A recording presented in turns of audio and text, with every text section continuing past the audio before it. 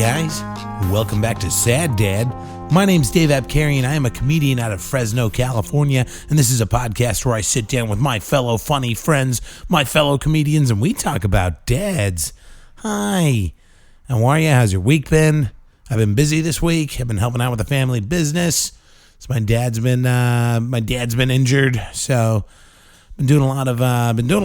I just got up at 3:30 this morning to deliver a bunch of product to the Central Coast, and now I'm back after a 12-hour day, and I'm putting this whole podcast together for you guys. So it's been a pretty ruthless week. I'm going off of about 3 hours of sleep because I had a comedy show last night. I am just chock full of coffee and B12 right now. I am just humming. I'm gonna crash so hard later. But otherwise, it's been a pretty solid week. Had some great hangs this week. A lot of fun comedians have been in town. We had Quincy Weekly was up. He's a past Sad Dad guest. He was up on Friday and Saturday. And then we had Lisa Curry, another former Sad Dad guest. And then I hung out with Shauna Christmas, who's really cool. I actually recorded a Sad Dad with her. That's part of why I was up so late last night, is because it was the last night Shauna was going to be in town, and I really wanted to do a Sad Dad with her. We finished like 12:30 because she headlined the show, and then she was crashing at my place, and we came back to my place, banged out a killer episode of Sad Dad, and then I was like, Shauna, I got to go to bed. I got to be up in 3 hours. So, yeah. And so that's great. Just a lot of fun hangs this week. I still, because I've been so busy, have not gotten around to editing the Sad Dad Live. But I think I'm going to do another one of those in March. It's my birthday month, and it's also, I released my first episode of Sad Dad on my birthday in 2018, and so March 2019 be like a year of Sad Dad. So maybe I'll do another live one to celebrate that. It'll probably be on like a Tuesday night, which is usually a good night for comedy in our area, but I'll keep you guys posted on that.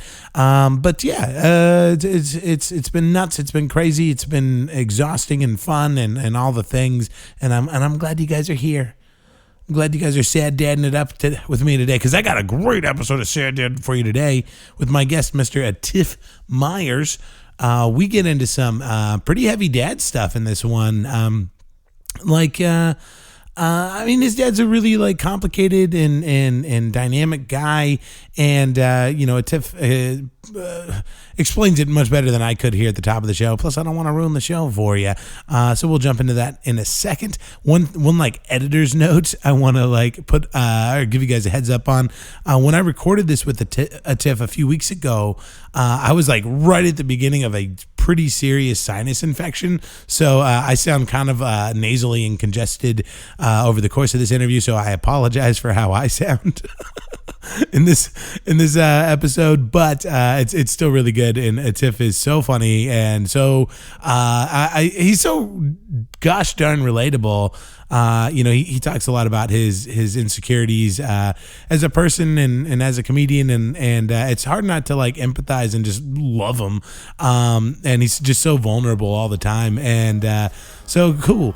Guys, I'm excited to share this with you. Let's do it right now. Here is Atif Myers.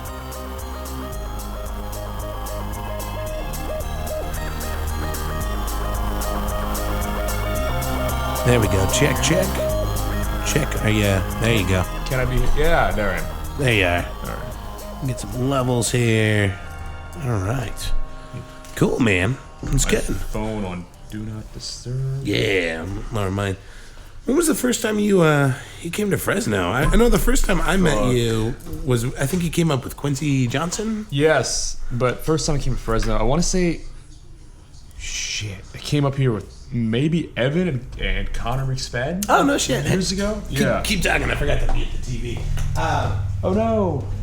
Were you doing the Mother Mary show? Yes. Yeah. And then I did like 8 minutes.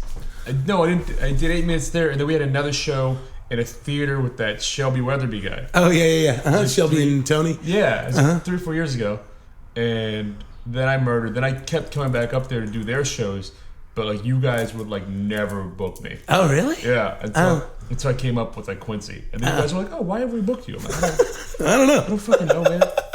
I just thought there was beef between you two. No, I think. Well, we Quincy's definitely somebody that we like really trust as far as like the people he brings up. Like he's got a pretty good eye for like what works in our rooms. And I don't know. I don't think I was around the first time he came up, so I don't know. Yeah, but it was just like I was like, why the fuck aren't I not getting a book? Because I also knew what's his face, Greg, the nurse guy. Oh yeah, Greg Williams. Williams. Yeah, I gotta have him on. He's great. He's the fucking best. And like sorry, kid, he's the best and just like the nicest guy. So I was like, yeah. I think he even vouched for me, and then I still wasn't getting booked up here. Oh really? Yeah, you pieces. I'm sorry, man. Malarkey. Well, now I'm doing the booking, so it's cool. It's good. No, it's cool. No, I have zero ill will. I hope I have no ill will. There's no hate or anything. I'm not going to drive 3 hours to perform for people I hate. Did you? It'd be so weird. Yeah, just driving up and just being mad for 2 days. Yeah. No. Sorry. That's fine. Where did you grow up? Born in Morocco, grew up in Maryland. No shit. Mm-hmm. Wow. What's Morocco like? Were you there? It's hot and smelly. It just really stinks. It's like the awful parts of Hollywood. Okay. You know what I mean? Where it just smells like either animal poop or human poop. Oh, cool. Like, so it's like NoHo. Sweet. Yeah, exactly. So in fact, we call it Moho. Yeah. So you just don't know what. It's just that. And it's just like awful furniture. Awful furniture. Yeah. When did you leave Morocco? So like I left when I was like 1, but I'd go back like every summer as a kid. Okay. Just because I had family there. Sure. So just go. Yeah.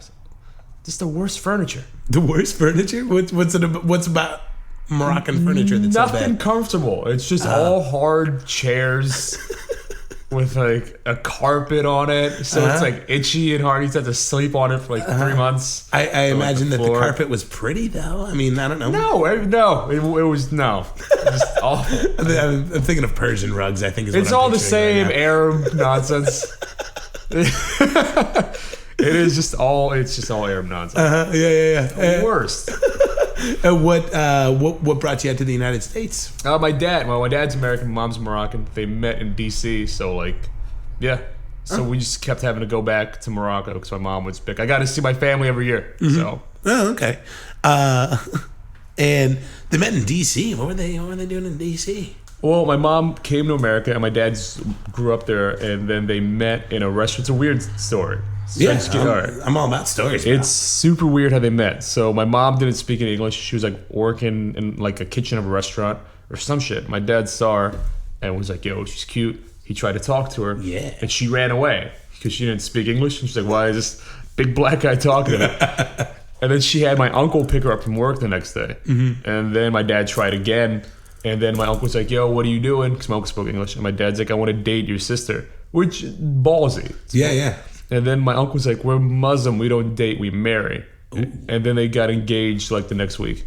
Wow. My dad took a week to think about it. It was like, I can marry that broad. And then did it. Did they speak the same language? I mean, not initially. Dad had to like teach her. It was like, whoa. Did you ever see like Pocahontas? Yeah. When they're like communicating via berries? Holy shit. Wow. I mean, that's bold of your dad, but your mom must have been a total babe. I guess she looked all right. Yeah, she looked good. She did look good going. I could say that. I looked at old pictures like, oh man, mom's pretty good. Yeah. She had a good run. That's so funny.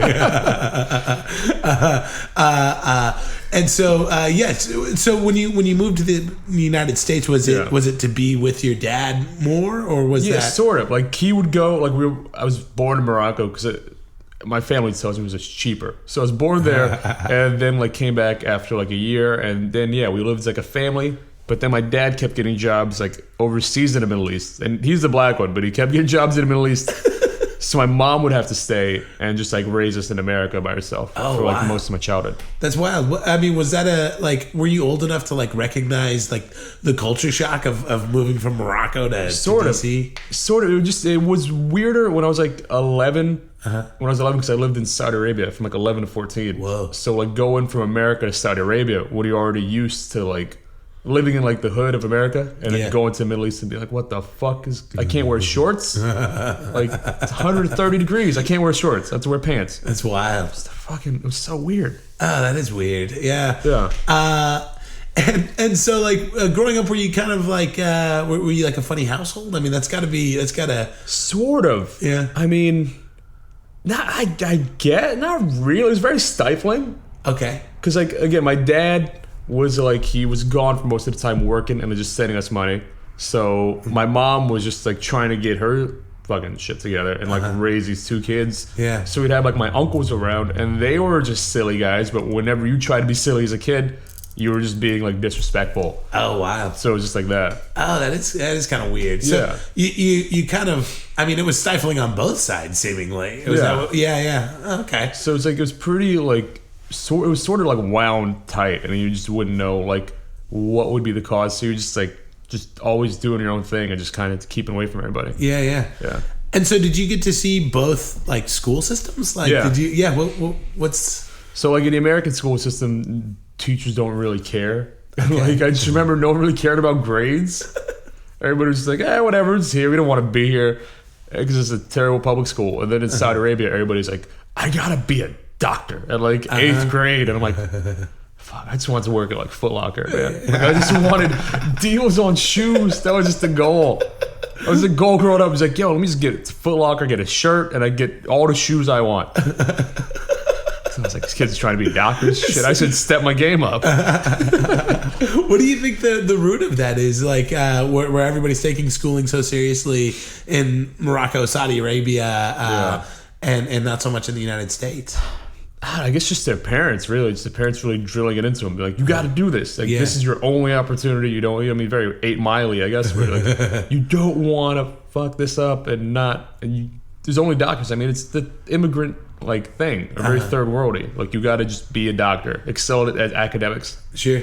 Not really, like, any creativity or anything. Just academics is where it's at. Sure. Well, and did you, when you growing up in DC, was it like inner city or were you more like suburbs? It was like PG County, so it was like right outside of DC. Okay. But since like gentrification and everything, they pushed out the people from DC into like sort of the suburbs. So it was like lower middle class suburbs. Oh, okay, I got you. Yeah. Was there any kind of like, I mean, obviously it's like both seem like they could be like tense environments for like different reasons. 100%. Yeah. And I mean, kind of at its core, was it the same? Were you, or did you have different worries and concerns each place? So like in America, I was just worried about like getting shot. Like That's so funny. I think it was really just getting shot and like just getting jumped by people in my neighborhood, just shit like that. Just like common shit and like person to person shit. And like in Saudi Arabia, you're just worried about like the infrastructure of the government. Like if I say the wrong thing on like an essay, would they like report it? If I wear shorts in the mall, for example, would the religious police just beat the shit out of me? If I was talking to a girl at the mall, because I was like 12 to 14, you know what I mean? I was trying to hit on women. Yeah, right. But then it's like the government was like, nah, you can't do that. Like you're gonna go to jail. Wow. Or like I was also like into theft and stealing. So like if I got caught stealing, then it would cut off my hands. Whoa. So those were the worries. Were just like fucking government shit. Wow. That is so intense. Yeah. Yeah. Where as a kid, because I mean we always do. I feel like most of us do bad things as kids. Sure. So it's like, oh no, like this is gonna have life consequences. I could not have hands. Yeah. That's a lot, dude. Yeah. Dude, if I started, if you met me at like a hook forehand, you're like, why do you have a hook? Saudi Arabia. God damn. All right. That sort of explains it. Yeah. Nothing and everything is what that explains. And so for you, where did the comedy, like where did you start comedy? Oh man, I started back in DC when I was like 19. That's how I met Joe Welke, who's on the couch. Oh no shit. Yeah, he started a month after me, but I did it in bars for like the first month, and I was doing well.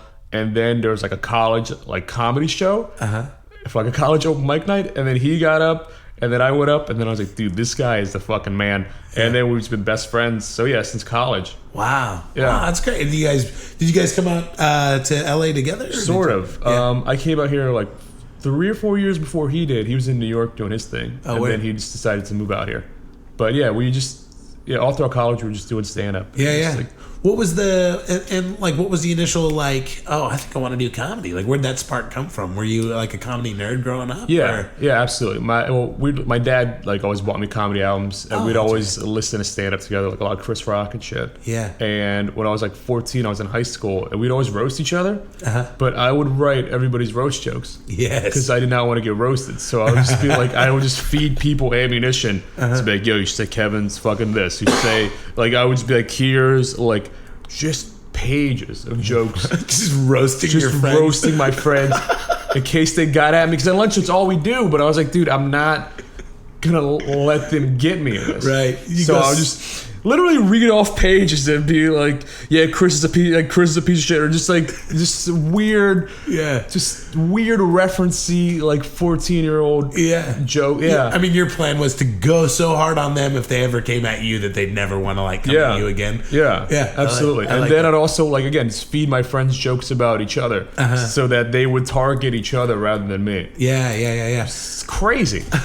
Was it and it was part of the attraction to comedy? Like, do you feel like some of the intense, like, stifling background that you had kind of fed into that, like, as an outlet, or? Yeah, definitely. And it's just like, fucking, I don't know. It was, I guess growing up as the youngest, I just never really like got my voice heard. Oh, sure. So it was like comedy was just a way to get my fucking voice heard. Yeah, like, yeah. Even when you're growing up in a house, you just like, my brother would have an opinion, they listen to him, even though if he was wrong. Yeah. And I'd be like, dude, he's wrong. And they're like, you don't know anything. You're like 11. I was like, no, he's 13. Like, it's not that much of a difference. He's wrong. And, But the youngest one, I was like, dude, like, fuck this.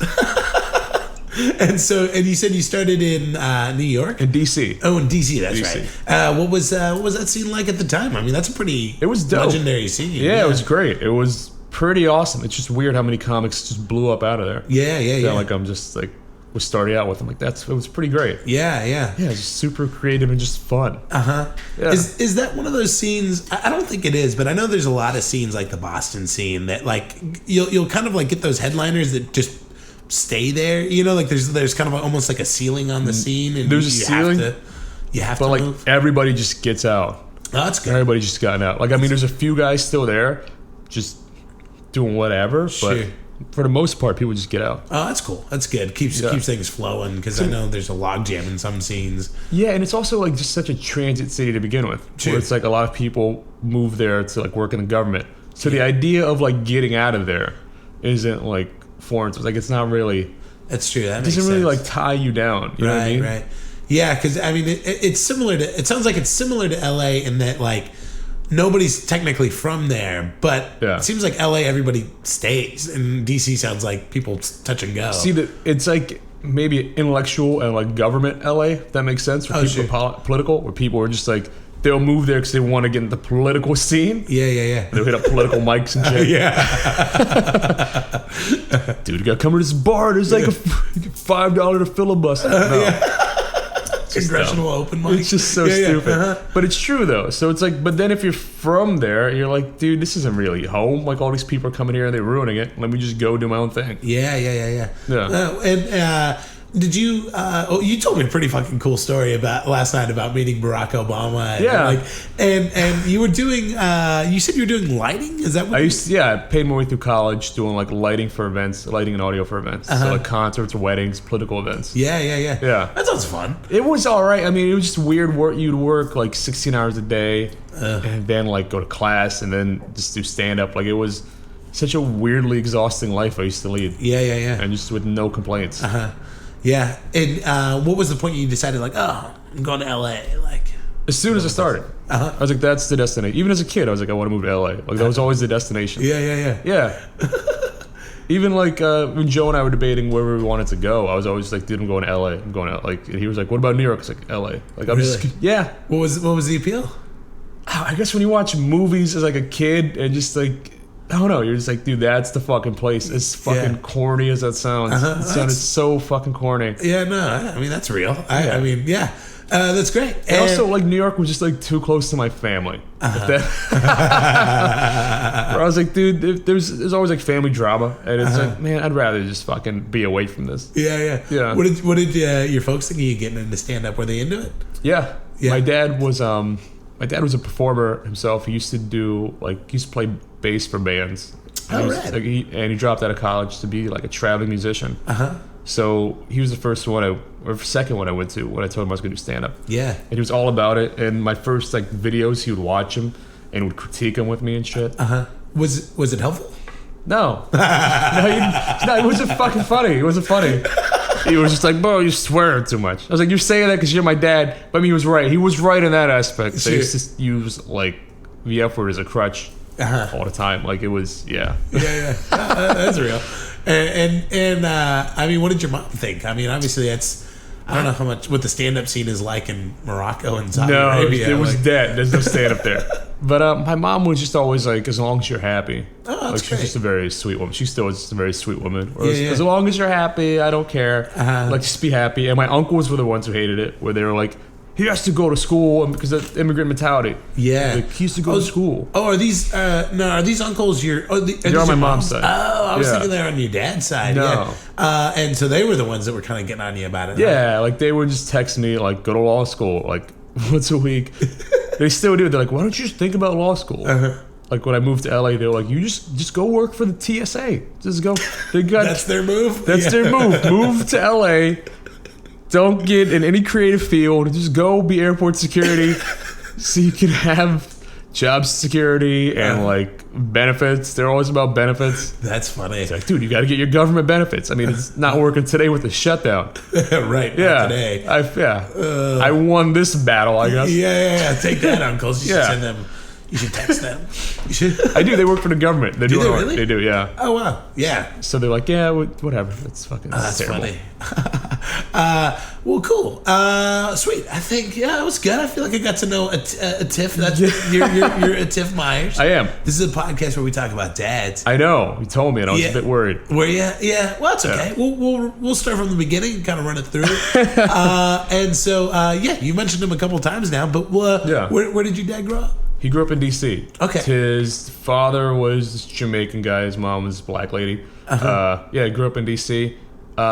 Related to the guy who made Myers rum. That was like his great-grandfather. Oh, right. Yeah. So I got the last name. And then his dad ran out on him. And I don't know, he's a cool guy. He's always like we had a falling out like 4 years ago, but he was, in the beginning, we were like best of friends. Yeah. Yeah. What was he like as a kid? Do you know?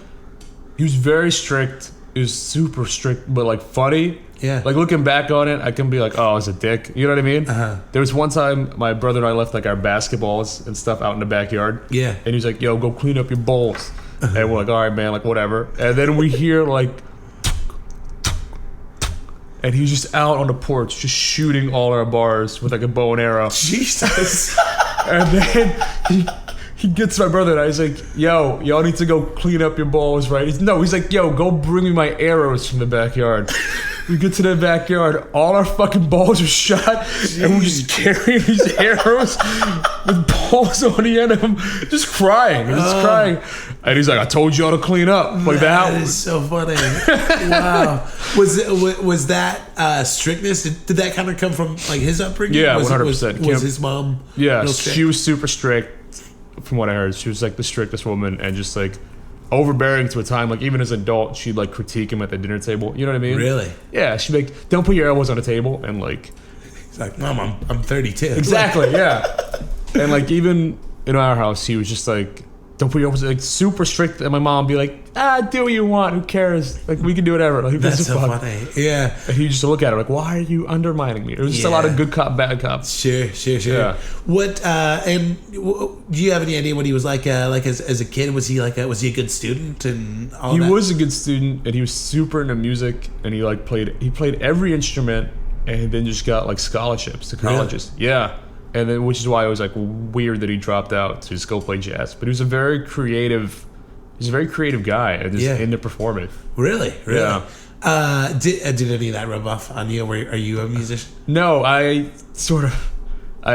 played the trumpet growing up, and then I played a bit of guitar. Yeah. But yeah, it's funny because in his will, the only thing he left me was the trumpet.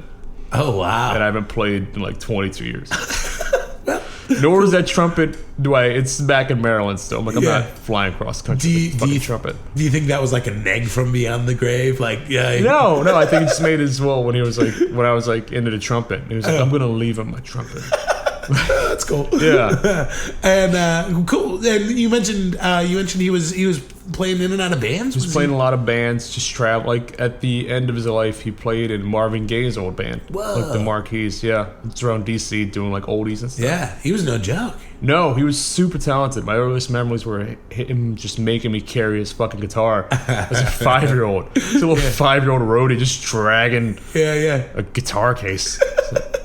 What do you feel like? I mean, it sounds almost a little bit like your attraction to comedy was that what music was for him? And it was like an outlet from this really kind of strict. Absolutely. I mean, he worked like IT jobs and government jobs.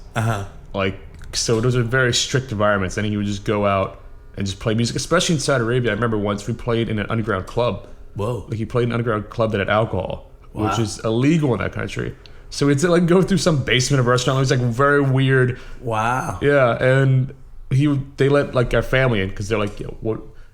He's like, let my family in. What are we gonna do? We're gonna snitch on you if you don't. Like, so we just sat in the front row where all these people were just getting like wasted, drinking wine while he's playing jazz. Wow. Yeah, dude, that what a I mean, to go to another country and he's like, I'm gonna bring my bass guitar, and and I'm gonna throw down and I'm gonna play jazz in this country that may not like it. They don't. I mean, would he have? I mean, if the authorities had showed up while he was at this, it sounds like a speakeasy almost. Yeah, it was. Would he have been in trouble? 100%. Like that's like a life. It's like life in jail, alcohol. Whoa. Yeah. Wow. Yeah, they don't fuck around with like drugs and alcohol. Yeah. Wow.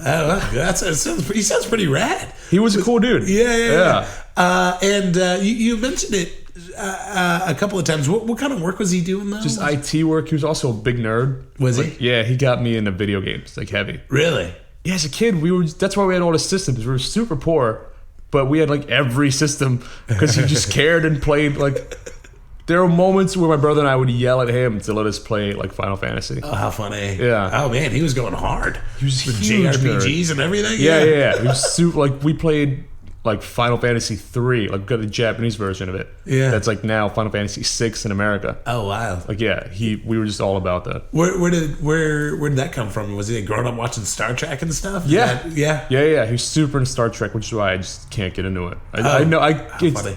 I found it boring as a kid. I was like, this shit's boring, man. Yeah. Same structure every story. Yeah. I mean, there's a problem initially. They're hanging out. The problem confronts them. And then they hang out some more. And then the problem ruins their day. And then they solve it in 10 minutes. Yeah. And we learned something about morality in the meantime. Yeah. I'm like, all right. I don't care. Cool. Yeah.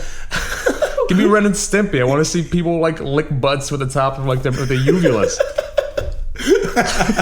Was he well, I know you said he traveled a lot, but was he like real involved with you guys when he was home? When he was home, yeah. But I mean, for the most part, when he wasn't, he was just like an angry voice on a phone. Because my mom would call him to discipline us. So that was like the punishment. He was like, yo, I'm going to call your dad. Yeah. So like, essentially with time zones, he'd get a call at like 5 a.m. his time to yell at us. He's like, God damn it. And then go back to bed. Like, that was just the extent I knew of him for like whenever he wasn't there. It was like, oh fuck, he's just an angry guy. And then he would show up and we would just be like, man, he's probably gonna like beat us or something. And and it was just like a bit tense for like the first couple of hours. And so he was like, nah, I'm chill, like it's fine. Oh yeah. Yeah, so we didn't know because we were just like, this guy's always mad. Like, right. Yeah. Yeah, the only time you ever talked to him is him screaming. Yeah, that makes sense. Yeah. And what was his relationship like with your mom? It was good. Yeah. It was good. Yeah. They definitely loved each other. I mean, they grew apart.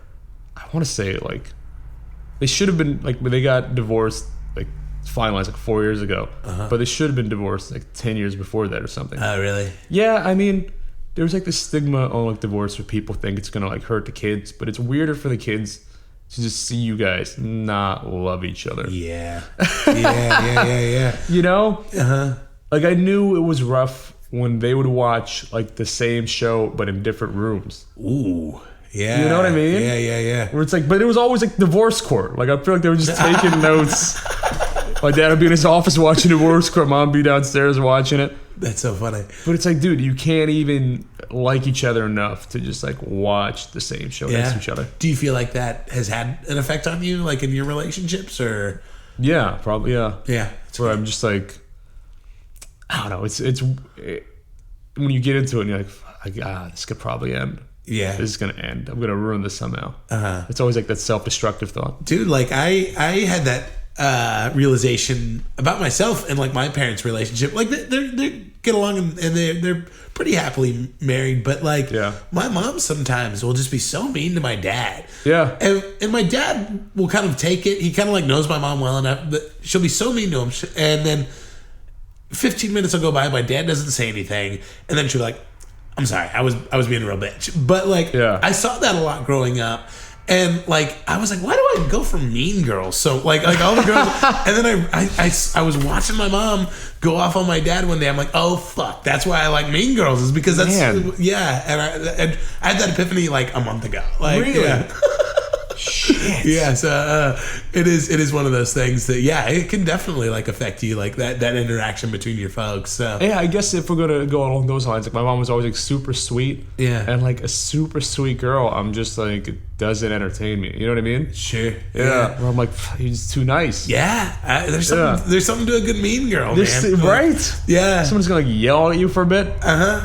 Yeah. And like it's really easy to like confuse a strong woman with like a mean, like 100%. Strong women are still kind. Yeah. Right. And like I mean, I get into these relationships and I'm like, oh man, I why is she so mean? And then I realized like, oh, she was always mean. I just kind of confused that with strength and and it's a whole mind fuck. Man. I know, it's tough. It's weird we see that. Like, just it's weird how parents' relationships really affect like what we want and what we're looking for. Yeah. And how we view it. Like, it freaks me out. It really freaks me out. Yeah. So did your folks meet when they were really young? Like, how old were they? I think my dad was like early 30s, and my mom was like mid to early 20s. Oh, okay. Yeah. So your dad was a little bit older when he had guy. you and your brother. Were they married a long time before you guys came along? No, so my mom was like super Muslim.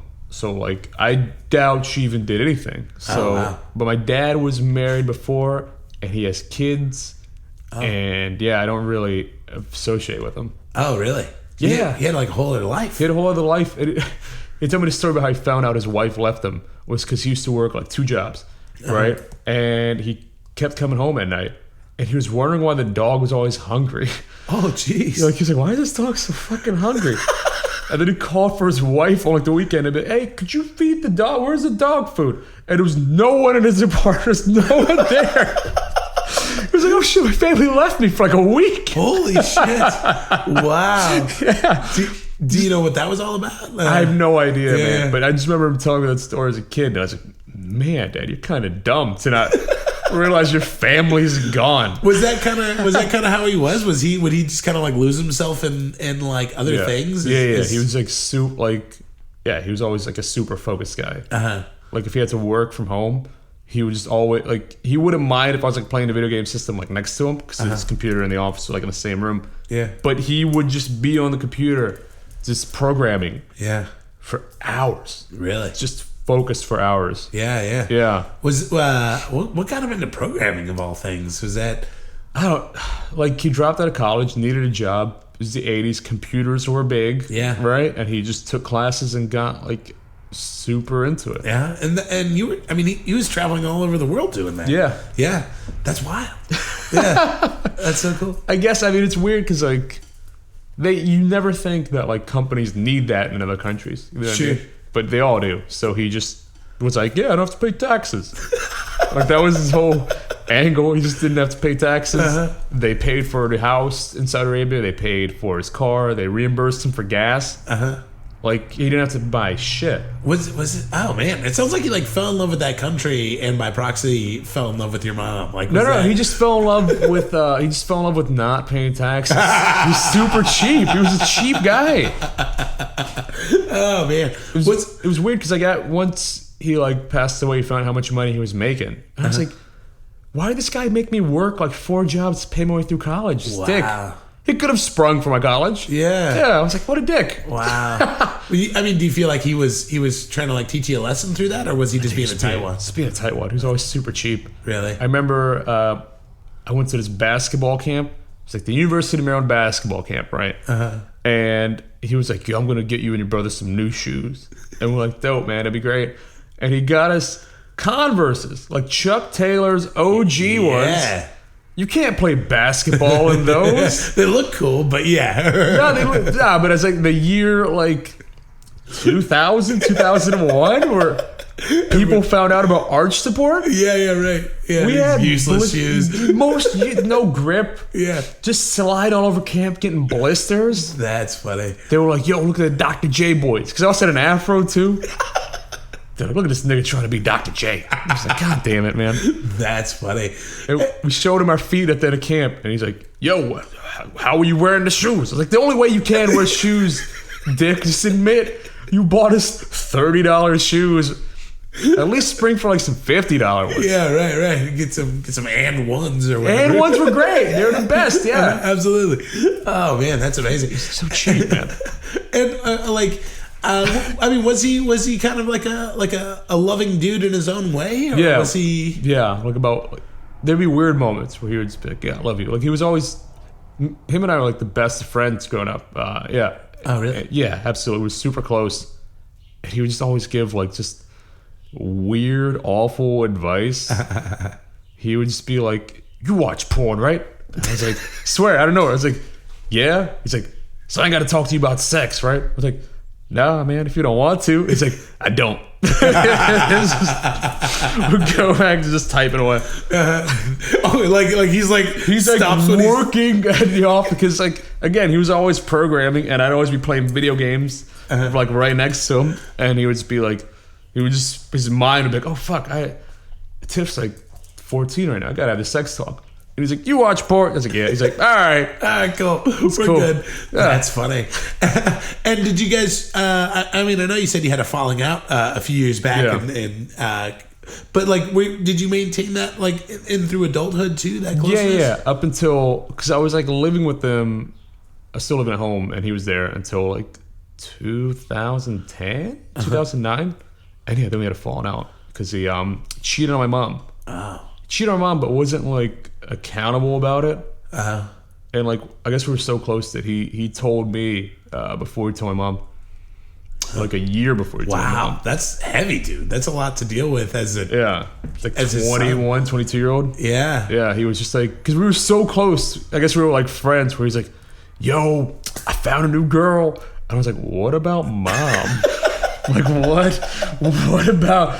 Like, "Mom, did you just get mom a haircut? What'd you do?" Yeah. And he's like, "Nah, I found this woman that I think I'm in love with." And I was like, "Dude, I don't want to know this." And then he was just like, "Yeah, if you tell your mom, I'm gonna throw you out the house." Jeez. And I was like, "Fuck. Okay, I guess we're not close anymore, man." Yeah, that's a lot. Yeah. What? I mean, was he confiding in you like this because he didn't have anybody else? Probably. Yeah. And we were just like super close. Yeah. Super close. Did he have a lot of friends, or was he? I don't know. He always kept that life separate. Really? Yeah, he always kept like his work life and friendships kind of separate. Yeah. From like family stuff, which I guess is something that I've taken from him, is just keeping like things separate. Yeah. Like I don't date comedians. Right. I just like I have friends that aren't comedians. I don't. Yeah. I guess not letting people in and being a psychopath is what I've taken from my father. Was he as close with your brother as he was with you? No. No. I mean, my brother would tell you that, but like, sure. They were. My brother did this. My brother was like, he's a better man than I am. Where he still maintained a relationship with my father after he cheated. Oh, really? Yeah. He still maintained. Yeah. You just kind of drew a line in the sand. Yeah, 100%. Like I'd tell my mom with the divorce paperwork, and like, divorce paperwork is so intrusive and creepy. Sure. They're just like, "When was the last time you had sex?"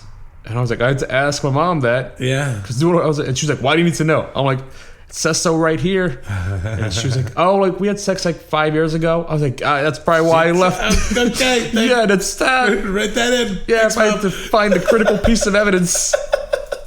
Guys weren't banging enough. Oh, jeez. Yeah. How's your mom doing these days? Huh? How's your mom doing these days? She's great. She's great. I call her every day. She's a little foreign woman just still figuring out like phrases and like American intricacies. You know what I mean? Yeah. Like, she called me up because she called her coworker a tough cookie. And she was worried she offended her. That's funny. She's like, Atif, I called it a tough cookie. Is that okay? I don't want to lose my job. And I'm like, Ma, you're fine. Like, you're fine. All right. That's so funny. She was just so worried. Yeah. I had to explain to her what a tough cookie is. Sure. Yeah. In like Arabic. And she's like, oh, that's nice. I was like, yeah, Mom, you're fine. Wow. So that's cool that you can do that for her though. And, Yeah. I remember one of the times you came up, you were on the phone with your mom.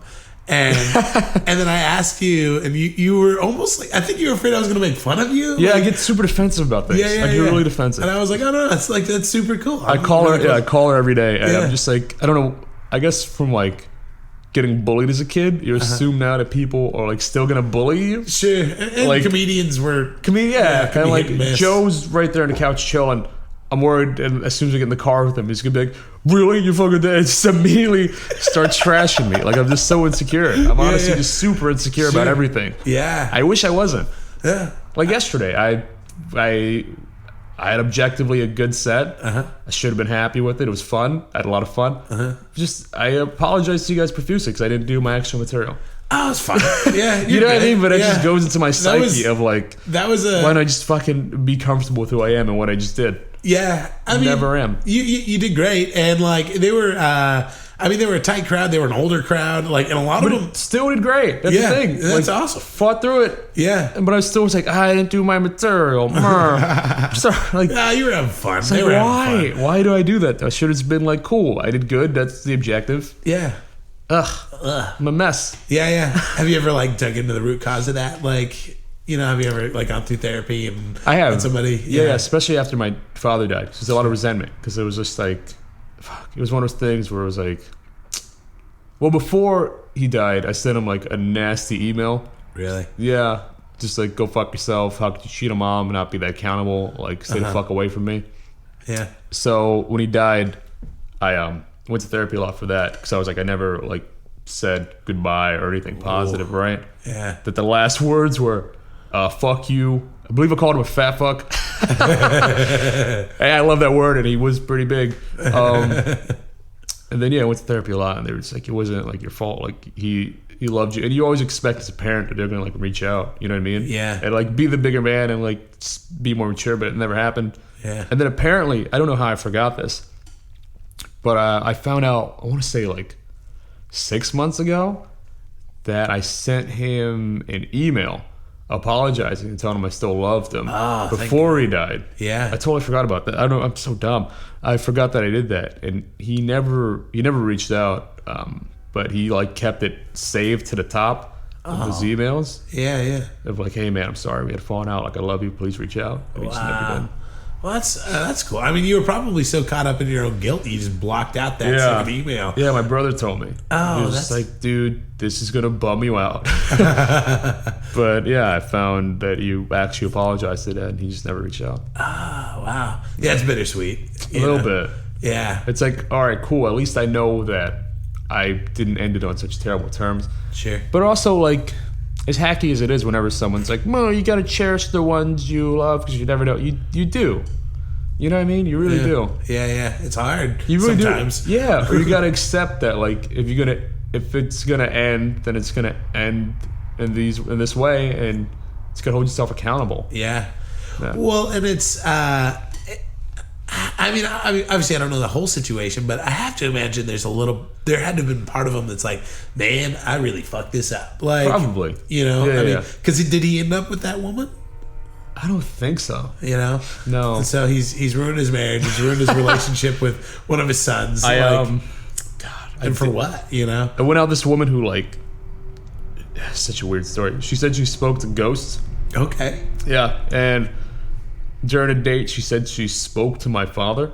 All right. I didn't see her after this, but she said that your dad says he misses you and he's sorry and that he's coming back. Okay. And I was like, that's weird on so many levels. Ghost dad? Yeah. Right. Yeah. And I called my mom and I tried to tell her, I was like, Ma, do you believe in ghosts? And she's like, yeah, sometimes. And I told her, It's like, yeah, Dad says he's sorry. And then my mom's like, that's bullshit. Your dad never apologized. Oh, that's so funny. And I was like, yeah, fair. He never did. He's never one to apologize. Really? No. Yeah. Oof. I never heard him say sorry. Yeah. I mean, yeah, a lifetime of not doing that catches up with you, I think. Sure, but he's not going to be like, he's not going to start now. It's a bit late in the game. He's dead, yeah. He's got nothing to lose now. Yeah, no, but yeah, so he never apologized. So, I mean, wow.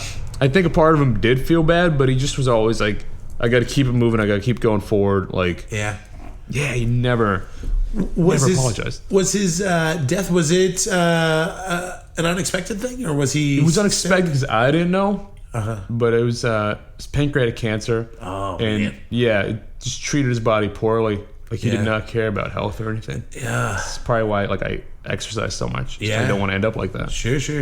God, that pancreatic cancer, man, is a bitch. I It feel is. like the mortality rate is so high on that one. Yeah, it murks everybody. But my mom knew. Uh-huh. So my mom and him like were just hanging out again and just like getting close and just being friends afterwards. Oh, that's cool. And he was like, "Hey, just promise me not to tell my sons that I'm gonna die." Ooh. And she didn't. Wow. She respected his wishes. I mean, what do you think that was all about?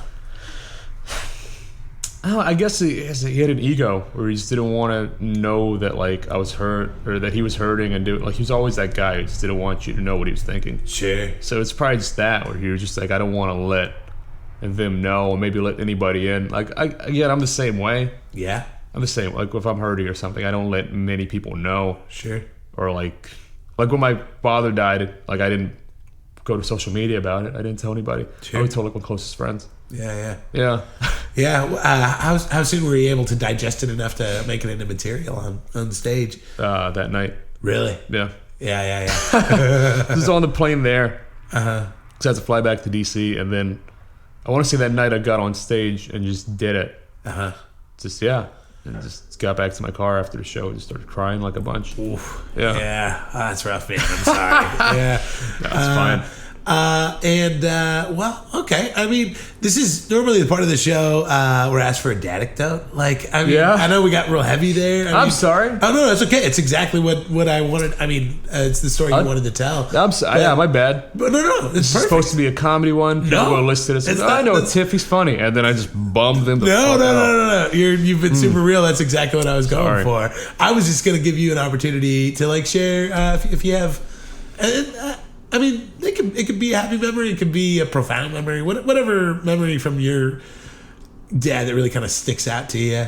There was a bunch. I mean, if you'd all, there's always just this views on women really about how like what I should do with like dating and whatnot. And like, it was always just making sure I didn't get anybody pregnant. It was always the thing. He was like, if you're gonna have sex, make sure you pee beforehand so you don't get them pregnant. But never like told me why. It was like, you gotta pee beforehand so you don't get them pregnant. Always just don't get them pregnant. Don't touch you if they don't want to be touched, or else they'll like take away everything. Like they'll take away our house. Even as a kid, like they're just like they'll just take the house away. Like if you don't do like They'll take away his house if you. yeah. If I that's why it's always just I've never not doing that, lady. Like, Yeah. and so pee before sex so you don't get a woman pregnant.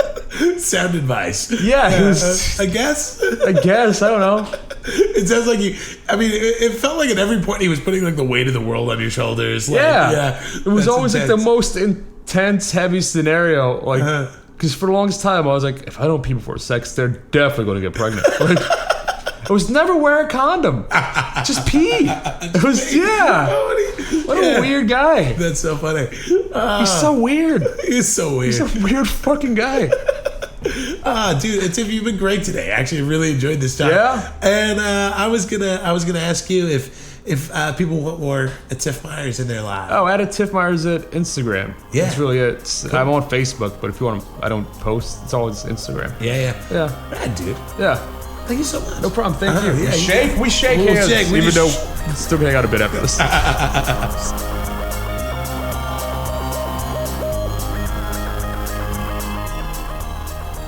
And we're back. Atif Myers, everybody. He's great. Follow him on Instagram. I'll link his Instagram in the show notes. And cool, just a couple of things, just a couple of housekeeping things. If you can, rate and review on iTunes, if you could. I'd love you forever. And if you write a review, here's the thing: is I got a new laptop and I haven't installed iTunes on it yet because I kind of like hate iTunes, but I kind of have to have it in order to check the reviews. So if you've left a review and I haven't read it yet, I'm sorry. I'm definitely going to install iTunes soon. I promise. I will do that, though. I swear to God. If you could rate and review, I'd love you forever. You can email me if you have any anecdotes you want to share, saddadpodcast@gmail.com. And then on top of that, you can support the show financially. I've got some hosting fees and that sort of thing I have to pay to put the show up. So if you were feeling kind and wanted to help me out with that, you can subscribe to the Sad Dad Patreon. Some movement on the Sad Dad Facebook front. I got really frustrated with it because I have this Dave Apkarian fan page. I've mentioned it before on the show. I don't want this page. I don't want this Dave Apkarian fan page. It's just out there. And then I was like, well, I'll just switch it to the Sad Dad page. And then I'll have the handle at Sad Dad Podcast. It'll be great. And so I do it. I switch it over, and then Facebook hits me back, and they're like, "We have declined your request for a name change." And I'm like, "Why?" And they're like, "Well, we don't want it to be misleading to people. Like, right now it's a person, but now you're changing it to a podcast." And I'm like, "Look, okay, I get that. You're not wrong for having that policy, but here's the thing. Listen, Facebook, are you listening? Okay, there is one like on this page, which means there's one follower, and it's my mom. I don't think my mom's going to feel misled. I think she's going to be totally fine with this change. So maybe make an exception for this rule." And then they hit me back. They still declined it. Even after that, I went back and forth with them like 4 times. And then I just stopped. So I promise I'll get back on the Facebook, the Sad Dad Facebook page. I swear to God, I'm going to do it. I will do it. It's going to happen probably this week. I have some downtime this week, and I'll really invest some time in this podcast. I swear to God. But you guys are great. I love you to death, and I'll be back next week. I think I'm going to release my episode with Shauna Christmas next week. It's really, really fun. We talk dads, but we also talk a lot of relationship stuff and comedy stuff, and she's out of the Las Vegas scene, and I believe she's my first guest that's been out of Las Vegas. So we talk a lot about that scene, and it's real fun. It's real good, and I'm excited to show it to you guys. So awesome. That is it for this week, guys. Adios.